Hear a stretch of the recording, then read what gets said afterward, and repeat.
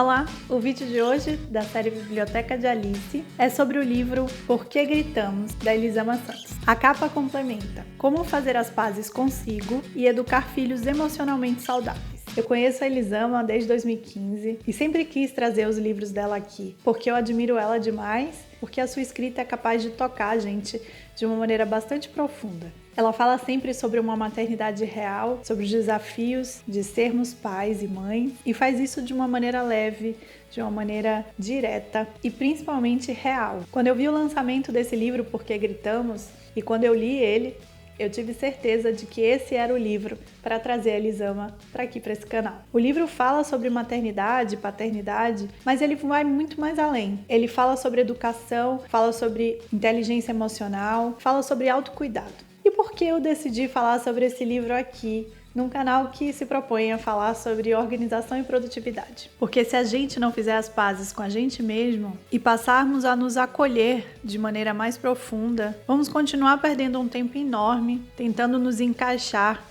em padrões que só fazem nos machucar. Eu sempre falo de autoconhecimento na Avesso do Caos porque eu acho que ele é a base de qualquer processo de organização pessoal. E esse livro diz muito sobre o respeito à sua história e o acolhimento a si mesmo, para poder, inclusive, acolher o outro. Uma coisa muito comum, principalmente em quem tem filhos, é priorizar os filhos e deixar de lado boa parte dos outros vários aspectos de si mesmo. E isso, além de não ser saudável, não é sustentável por muito tempo. E daí vem o grito. O grito aqui é abordado no livro sob o ponto de vista da não violência na educação dos filhos. E como ela fala no livro o tempo todo, o grito na verdade diz muito sobre a gente. E é um sintoma de que tem muita coisa aí que a gente precisa ainda ver a respeito de si mesmo. Mas vamos ao livro. Uma amiga me perguntou, quando viu que eu estava lendo o livro, se esse era um livro que era só para quem tem filho. E eu respondi que sim e não. Sim, porque de fato o pano de fundo é a maternidade e a paternidade, e os exemplos vão todos nessa linha, com o objetivo de educar de maneira mais empática, e não porque as reflexões não se limitam a isso. Até porque, para a gente conseguir educar os filhos de maneira mais empática, a gente precisa primeiro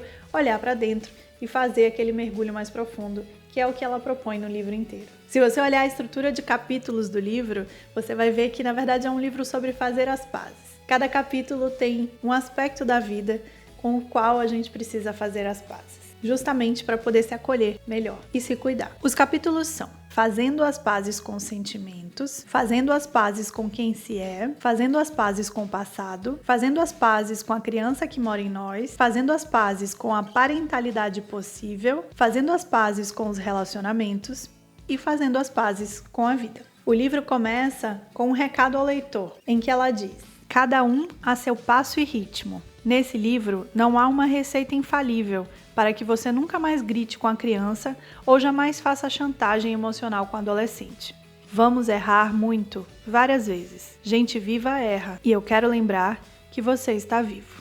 Esse ideal que a gente tem do que é ser pai e mãe normalmente atrapalha mais do que ajuda. E se a gente puder falar mais sobre isso, sobre a maternidade real, com certeza a gente vai conseguir criar filhos melhores para o mundo. Mas vamos lá. No primeiro capítulo ela fala sobre sentimentos e como a gente não é educado para interpretar e acolher o que a gente sente. Aprender a se observar, a interpretar os sinais, as sensações do nosso corpo, nomear o que a gente está sentindo e lidar com essa emoção. A gente se acostumou a classificar os sentimentos em positivos e negativos, quando na verdade eles são só sentimentos, todos válidos, todos importantes. Importantes porque eles dizem muito sobre a gente, sobre a nossa percepção de mundo e sobre o que a gente está precisando naquele momento. A gente não pode controlar a vida e nem o que a gente sente. O que a gente pode fazer é aprender a lidar com o que acontece com a gente e com o que a gente sente para se relacionar melhor com os outros,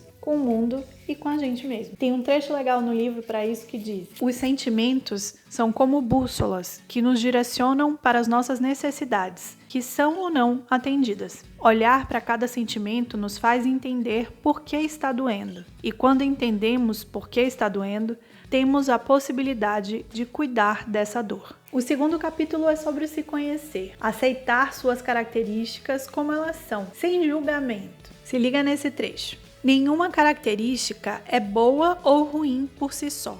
Todas têm as suas potencialidades e as suas fraquezas. Aprender a olhar para cada pedacinho nosso, com esse respeito e essa leveza, transforma a vida. Nós somos seres complexos e dá para lidar com isso melhor sem o peso do julgamento. Se a gente faz as pazes com cada pedacinho nosso e aprende a usar as nossas características para se comportar no nosso dia a dia de uma maneira mais produtiva, a gente consegue explorar nossa potencialidade. A gente consegue entregar mais valor para o mundo e a gente consegue ficar em paz, vivendo com mais autenticidade. E ela usa uma alegoria muito interessante sobre esse processo de autoconhecimento e de busca por ser a sua melhor versão com o andar de uma bicicleta. Quando a gente está aprendendo a andar de bicicleta, a gente já está sempre pendendo para um dos lados. A gente ainda está treinando esse equilíbrio. E na vida é um pouco assim. Você vai pender para um lado, e aí você vai corrigir a rota e pender para o outro. E aos pouquinhos você vai entrando em equilíbrio e sabendo em que momento você precisa virar para um lado ou para o outro. E até as quedas que você tem pelo caminho te ajudam a aprender a andar melhor. Não é o fim do mundo cair. Assim como não é o fim do mundo errar na tentativa de educar os filhos melhor, na tentativa de viver a vida de uma maneira leve no dia a dia. Se você não gostou de algo que você fez um dia, se acolhe, se observa, aprende, corrige e continua tentando fazer o melhor que você pode com o que você tem. O próximo capítulo é sobre fazer as pazes com a sua história, o seu passado, e inclusive o que te incomoda na educação que você teve. Acontece muito aquele incômodo com a forma como fomos criados, ou o contrário, aquela busca por seguir o exemplo que a gente teve. Fazer as pazes com sua história é entender que seus pais também estavam fazendo o melhor que podiam no contexto que eles estavam vivendo. Tem um trecho interessante sobre isso em que ela fala: a responsabilidade por quem é e pelo que vai fazer com isso é exclusivamente sua. Por aproximação ou por negação, usamos a educação que recebemos como base para a forma de lidar com nossos filhos, os seus conflitos e as suas dores. Ela conta também nesse capítulo um pouco sobre o contexto histórico, né?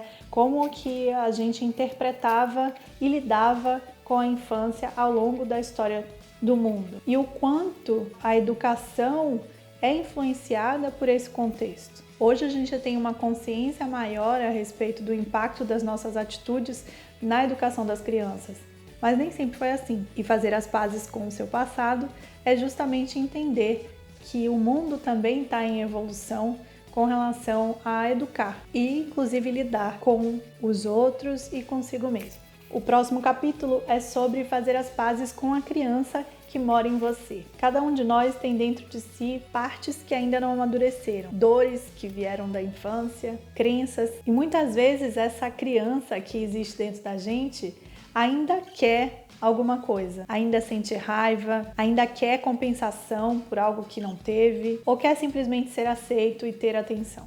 E o lance é que essa criança vai aparecer muitas vezes quando você estiver lidando com seus filhos, porque ter filhos é um pouco reviver a sua infância e essas suas dores vão vir batendo na porta. O que você precisa fazer é acolher essa dor, mas lembrar que na hora que você estiver educando seu filho, você precisa ser o adulto da relação. Isso não significa que a criança não deve estar presente na sua relação com seu filho. Você pode relembrar de momentos importantes da sua vida e usar isso, esse olhar infantil, da imaginação, da brincadeira, do lúdico, para viver a vida de uma maneira mais leve e até para se relacionar de uma maneira mais profunda, se conectando com o seu filho e o seu olhar naquele momento da vida. Em um trecho ela fala: a criança só pode ser criança quando o adulto se comporta como adulto. E em outro trecho ela complementa: entregar-se à infância não vai fazer de você uma pessoa menos adulta, nem diminuir a sua capacidade de lidar com a vida. Não vai abalar a sua autoridade diante dos seus filhos.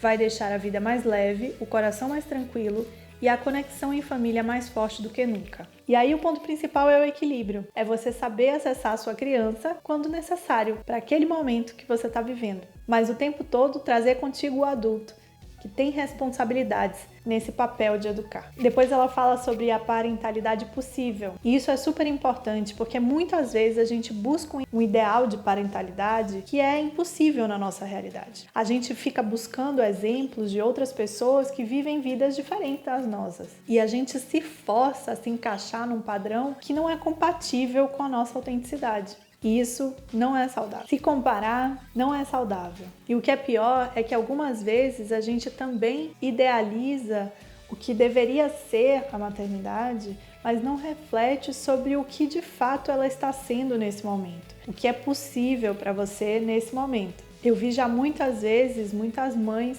quererem voltar à vida que elas tinham antes de ter filhos, buscando otimizar o tempo e a rotina para que seja viável e possível dar conta de todas as várias atividades que eram possíveis antes do filho existir. Não tem nada de errado nisso, desde que isso seja uma escolha consciente, desde que você consiga olhar para si mesmo e descobrir o que de fato é importante e ainda faz sentido dentro dessa sua estrutura familiar que existe e que não tem como mudar. Como a Elisama diz, adequar as nossas expectativas às nossas possibilidades nos traz mais tranquilidade. Reduz a frustração, que reduz a raiva, que reduz o caos, que reduz a culpa. O penúltimo capítulo fala sobre os relacionamentos, que são os que mais sofrem com a nossa falta de inteligência emocional. O capítulo fala sobre como cultivar relacionamentos saudáveis e como isso interfere no seu bem-estar e o bem-estar familiar como um todo. E é sempre bom lembrar, como ela lembra no livro, ninguém nasceu para fazer você feliz. Você não nasceu para fazer ninguém feliz. Podemos caminhar juntos, mergulhando nas nossas escuridões, lembrando uns aos outros da nossa luz. Eu acho isso tão bonito, porque se relacionar é isso, é essa conexão que envolve trazer a gente como a gente é para jogo e aprender a lidar com o outro como ele é também, evitando julgamento e separando cada coisa em seu lugar. Isso é meu, isso é do outro, porque misturar as duas coisas nunca traz bons resultados. E aí o último capítulo fala sobre fazer as pazes com a vida, sobre a diferença entre comodismo e aceitação. Não é ficar parado diante da situação que você está vivendo ou da realidade em que você vive, mas sim aceitar o que a vida lhe apresenta e fazer o melhor que você pode com aquilo. Acolher seus erros, celebrar seus acertos. A consciência é o que vai te ajudar a se cuidar e se acolher ao longo do caminho. Eu quero finalizar com um trecho do livro que está lá no inicinho, mas que reforça todos os pontos que eu trouxe aqui nesse vídeo e que eu quero que fique contigo para reflexão. Em tempos de receitas milagrosas para ficar famoso, juntar o primeiro milhão, influenciar pessoas e conquistar a vida dos sonhos, eu desejo que você aprenda a amar quem você é, a apreciar as coisas simples da vida, a estar presente, mesmo quando o presente não é a realização dos seus sonhos, porque aprender a abraçar nós mesmos nos deixa mais dispostos a abraçar nossos filhos. Cuidar dos nossos sentimentos nos torna mais capazes de cuidar dos deles. Ter compaixão pelas nossas imperfeições muda o nosso olhar para as imperfeições deles. Aceitar quem somos nos torna mais capazes de aceitar quem são. Educar é uma missão que começa por dentro, e o que temos dentro transborda. Lembrar sempre que para cuidar do outro, a gente precisa cuidar primeiro da gente. Isso não significa necessariamente ordem cronológica. As coisas podem acontecer ao mesmo tempo, mas o seu olhar precisa sempre estar voltado também para si. Se você quer transbordar amor, você precisa também amar a si mesmo. Se você quer que seus filhos possam lidar melhor com os sentimentos, você precisa também lidar melhor com os seus sentimentos, até para ser exemplo no dia a dia deles. É isso. Eu espero que esse livro tenha te ajudado a refletir um pouco mais sobre si mesmo, se acolher para então educar melhor os seus filhos. Me conta então aqui nos comentários o que você achou e como você tem convivido com esses aspectos. Curte, se inscreve no canal, dá uma olhada nos outros livros que eu já trouxe aqui para refletir um pouco sobre esse contexto da organização e da produtividade e a gente se vê no próximo livro.